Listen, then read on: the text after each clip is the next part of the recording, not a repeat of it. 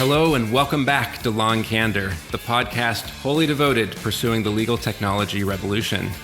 As, of course, all of you know, I am Rob, and I'm here with my co-host, Bill Mariano, and it's nice to have you with us today.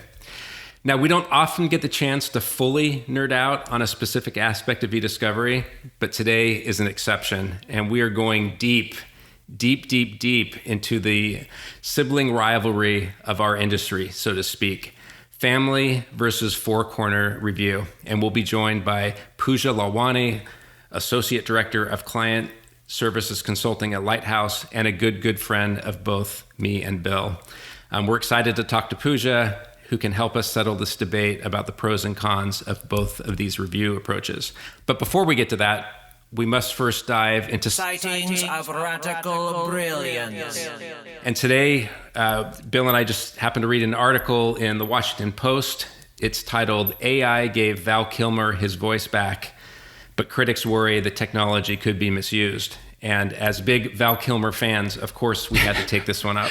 It's like the deep fakes for audio, right? I think at this point we've all seen the deep fakes. I think we actually covered one in our sightings last season or the season before about the danger of deep fakes and how authentic they're getting. And there's just a little bit of a slowdown of a ripple where you could tell it's a fake, but that's only going to get better. Well, now they've done it with voice. In this case, now the article highlights as an example, Val Kilmer had throat cancer and he had lost his voice, and this company in the UK, Symantec, actually were able to recreate his voice, and not in a way that you would see it like with Apple Siri or Amazon's Alexa, where it sounds almost robotic, but in a way that is completely consistent with Val Kilmer's voice. Now, obviously, they had a ton of samples of Val Kilmer's voice because he was an actor or is an actor, and so it's not like I guess they would have our voices now because of the podcast, Rob. But other than if ordinary people probably wouldn't have so much sampling of their voice, but in Val Kilmer's case, this was a great success, right? He was able to get his voice back, not just a voice. He didn't have to sound like Stephen Hawking sounded for years, for example,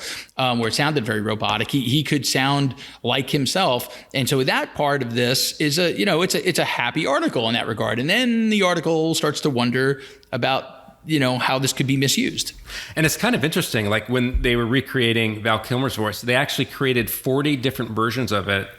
Then he was able to listen to those and pick the one, that he thought was the most accurate. Like, Bill, why do I feel like if they did that to me, it would be one version of monotone, and I really wouldn't have a choice. But you know what the interesting part about that is, on tape, or when I hear myself, or when I listen back to the podcast, because that's how I put myself to sleep at night. I listen to our own podcast. When I listen back to it, I don't recognize my voice because I think in my own head I sound a lot different. I also think I'm a lot more charming than I actually am too, but that's a separate conversation. That's because you're dangerous, Bill. Yeah.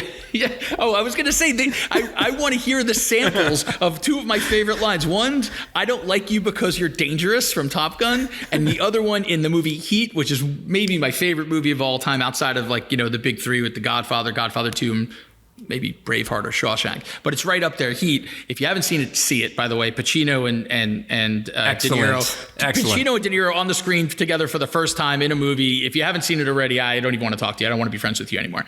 But when he turns to De Niro and he says, "The bank is worth the risk," I want to hear that in the fake Val Kilmer voice. But all right, we digress.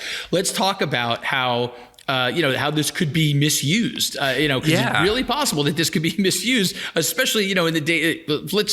If you focus on politics, if you focus on, precedent, if you focus on, PR, you could do so much harm with a technology like this if you just release the audio of someone saying, admitting, or coming out in a position on something that they never in fact said. Yeah, we're kind of back to our classic story that we cover in these sightings of, technology has made a great leap. It's given an actor back his voice. It has, great potential, but there's actually not a lot of law. In fact, in the United States, according to the article, there are no laws that prohibit companies from generating synthetic voices.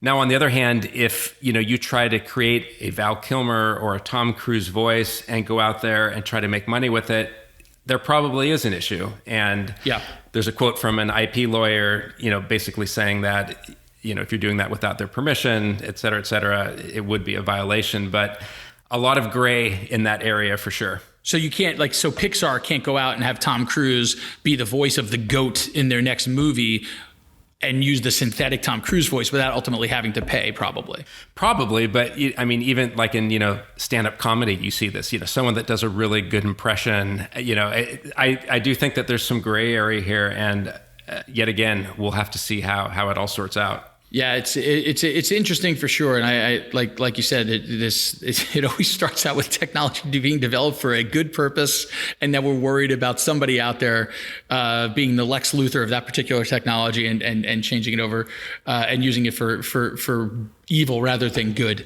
So anyway, it's an interesting article, and I still actually have not caught that documentary. I think it's on Netflix. I want to see that, on Val Kilmer. He's been in a couple of my favorite movies of all time, and some stinkers too that I will not mention. But I want to check that out. But this is an interesting article. Give it a read. It's in the Washington Post. So anyway, let's get to our speaker. As Rob said, it's Pooja Lalwani. She is going to discuss. Pooja was perfect for this topic because Pooja does this all the time with clients. She is constantly helping them to make a decision on what's better for their case, reviewing by family group or four-corner review. What do you take into account when you're making those decisions? This was a fabulous session with Pooja. I think you're really going to enjoy this segment. Take a listen.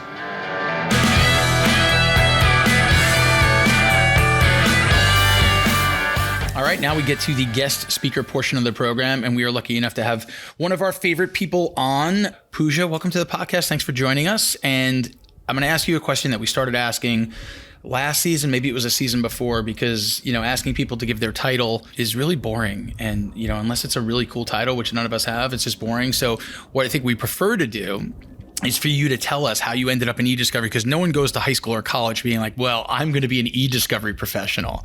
So it's always interesting to hear how people ended up and how we were lucky enough to have you. So how'd you get into the space? First off, thanks for having me. I feel so honored. You should. I know. I've listened to this podcast for so long. I can't believe I'm actually on it. If you're ever in my mother's neighborhood in Freehold, New Jersey, she's going to ask for an autograph. So just letting you know, you're going to be a celebrity in Freehold, at least when it comes to her. I will be prepared. And when the fame does come, we'll see if you're still thanking us. Like it can be overwhelming. Just a heads up.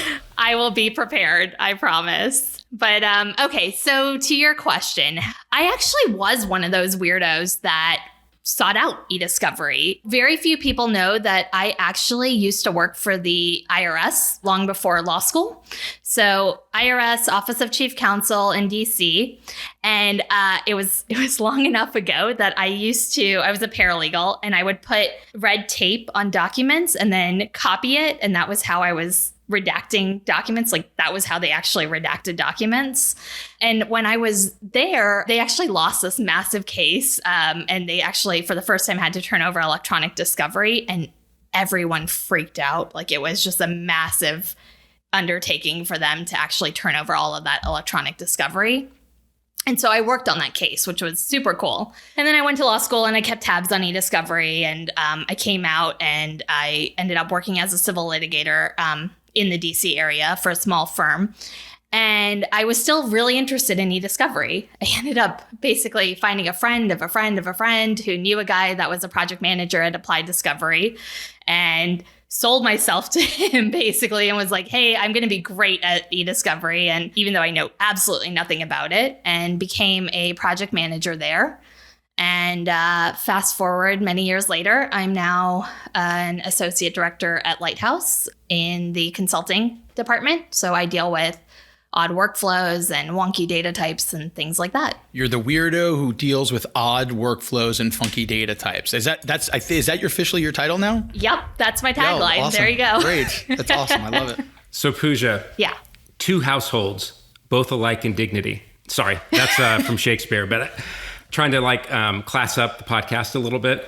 I appreciate that. This is an interesting topic because there really are two competing methodologies when it comes to review. And I think maybe just a level set for the audience, could you just give a description of, what is the difference between a family versus a four-corner review? Yeah, I know all of your listeners are very sophisticated and probably already know this, but I think it helps to kind of reiterate the basics sometimes. So a family in the eDiscovery context typically means the parent email and attachment. It could also mean the document and its embedded items. So when we say family review, which used to be the most common method of review, we're talking about a family together, the parent email and their attachments reviewed in order, and then relying on the context provided by these documents together to code each of the individual components. So by contrast, four-corner review just means that you're reviewing each document on its face and tagging it individually, regardless of the context provided.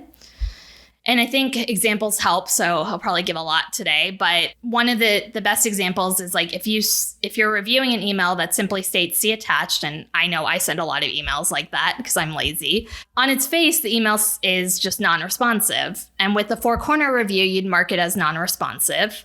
With a family review, you would go on to review the attachment, and depending on the contents of the attachment, you may mark the attachment responsive and then go back and mark the parent email as responsive too. So that's sort of the basic differences between family review and four-corner review. I outlazy you, by the way. I just forward and put a question mark in it. And I just do that assume too. people think Also non-responsive.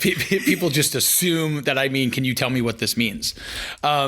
So let's get into with modern communication platforms and data creating more dynamic and complex sort of review process, what are some of the considerations for when and how to deploy these approaches? And are there more benefits to using one over the other? Yeah, absolutely. There are benefits for each one, and there are pros and cons to each one. It just sort of depends on your data and what you plan to do with it. So if you plan to propagate out coding to exact duplicates or plan to reuse the same document in another matter, it's best to do four-corner review. And that's because the family context could change. So in one instance, the document is attached to one parent email. In a totally separate instance, it's attached to a very different email. And if you apply coding based on the family context, which varies, you can't confidently propagate that coding to a duplicate document. By contrast, if you apply coding based on the face of the documents, you know that no matter how that document appears in the future, whether it's a different family or a different matter, that coding will always be applicable to that document. So that gives you the confidence to reuse the coding. And at the end of the day, that means that you don't have to review the document again. So you save a lot of money with your future reviews, which is obviously our end goal.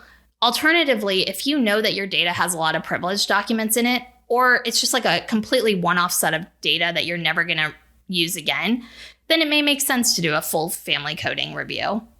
So like I said, benefits to both. It just sort of depends on what your plans are and your data. And what about, what are some of the issues that you see people run into when they're making this decision? Are there disadvantages if you go down one path? Does it have the potential to hurt you? No, I wouldn't say there's disadvantages necessarily. And I don't think it hurts you. I think it's just that, again, it just depends on your data and your data type, and both are really viable methods. It depends really on your preferred method of review, your preferred data, the technology you plan to use, and how you plan to use that data in the future. There's a best use case scenario for each review method. You just have to kind of understand the pros and cons of both. So let's talk about some of the technology you could be using and that you should take into consideration when making a determination whether to go full family or four corners. And let's just talk about what, the stuff that we're using more and more these days, any AI or TAR tools.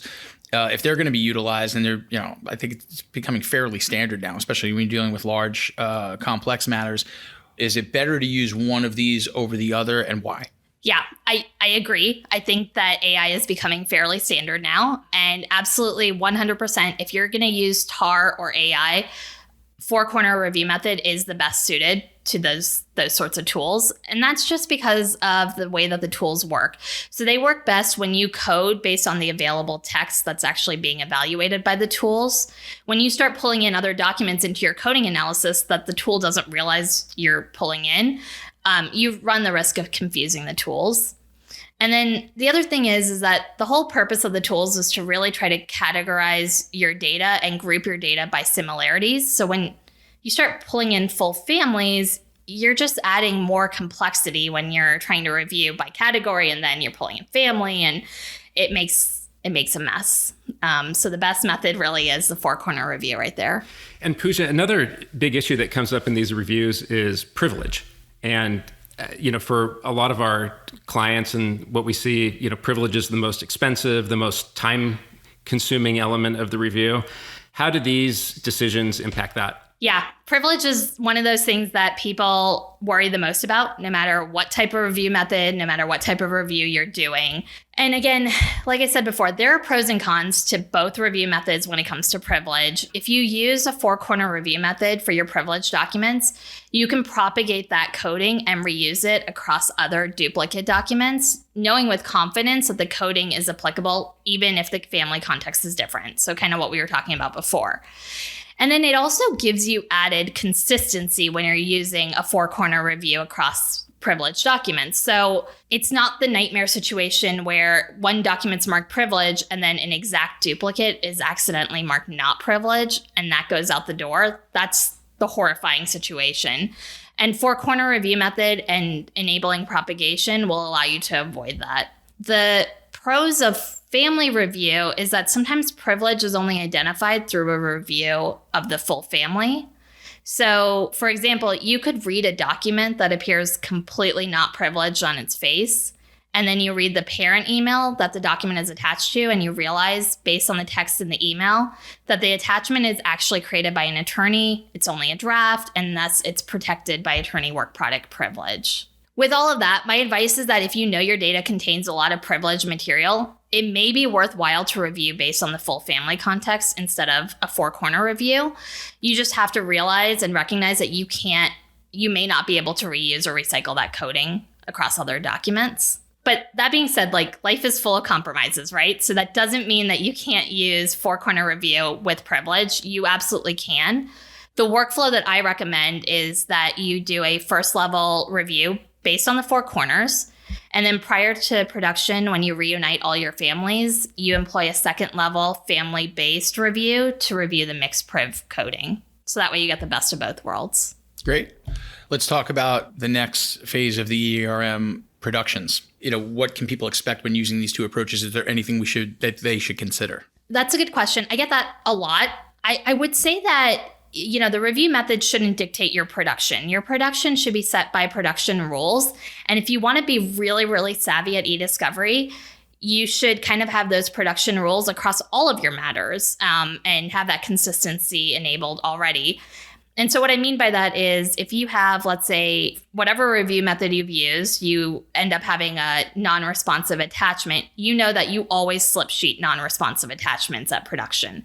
And so the production rules will take care of how you handle the documents at the end of the day, not the review method. Gotcha.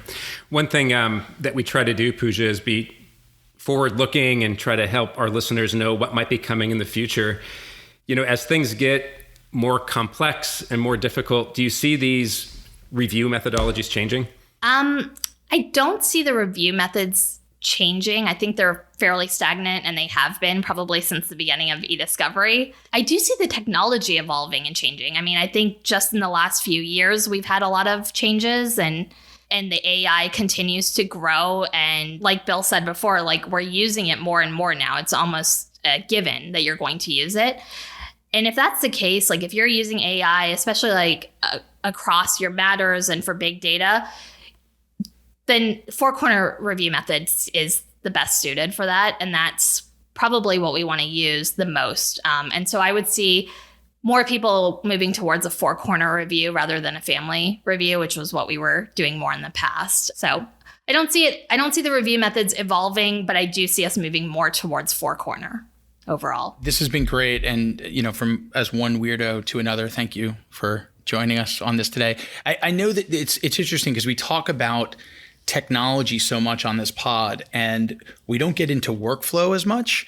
And I think work and clients don't get bogged down into workflow until the actual case comes about, right? I mean, they often will, I don't want to say forget about it or set aside, but it's not a priority for them. They want to know exactly what technology they're using, and they don't put enough emphasis on workflow, and workflow can often save them just as much time and money, especially in something like this. So this is leveraging technology in the best possible workflow. I think it's something that's got to get more consideration, and it always does come up. It's just not something that comes up at the outset. And maybe that's because it doesn't have a price point on it. Whether you do a four-corner review or you do a full family review, it doesn't charge you. It doesn't cost you an extra penny per doc or $1 per gig, but it can greatly affect how much time you take on it and how much money you end up spending. So I'm going to try, and I'm so bad at this, not only because I just like the sound of my own voice and I focus on that mostly, but also I'm just not great listener, but I'm going to try to summarize all your points here. So first, when doing a family review, it's probably the most common review. It provides a context that you're not going to get from a four corners approach. That said, there are benefits to a four corners approach, and it's when you're looking at just the document itself, and that's reviewed regardless of the context provided by family members. Now, in terms of whether or not what's better to use, I guess it really depends. But with four corners, it does allow you to propagate the coding and the tagging, which is a benefit, especially across larger matters and more complex matters. When you're using AI and TAR, a four corners approach is definitely better suited for something like that. For Priv, again, it depends. And then as far as productions, really, I think the takeaway there is don't let your productions be dictated by the review workflow choices, and rather stick to your agreed upon production rules. Your takeaways and best practices going forward is, while workflows may not change, they may end up being affected, and your choices may be affected as tech evolves. So as we start using AI and TAR even more, and it becomes even more prevalent than it is today, four corners may end up being the best approach, because it just enables the computer and the algorithms to not be confused, for lack of a better word, and it's actually thinking the way they do, because those algorithms they take a four corners approach. So if you're doing the reviewing, the training, it's setting it up better for success. So I am sure I didn't state that as eloquently as you did. I am absolutely positive it wasn't as entertaining as it was when you said it, but nevertheless, those were the takeaways. Really appreciate you doing this, being the associate director of Weirdos that works on odd workflows as a guest on the show. You did a fantastic job representing all of us weirdos. Thank you. That's my goals in life right there. Thanks again, Pooja. Awesome podcast. Really appreciate it. Thank you. For those of you looking to reduce anxiety in your life, easy way to do it, subscribe to Long Candor. That way you will be up to date on any updates that come out. As well, you can follow us on Twitter at Long Candor. And also, remember to rate us. Well, give us good ratings. And thanks for joining.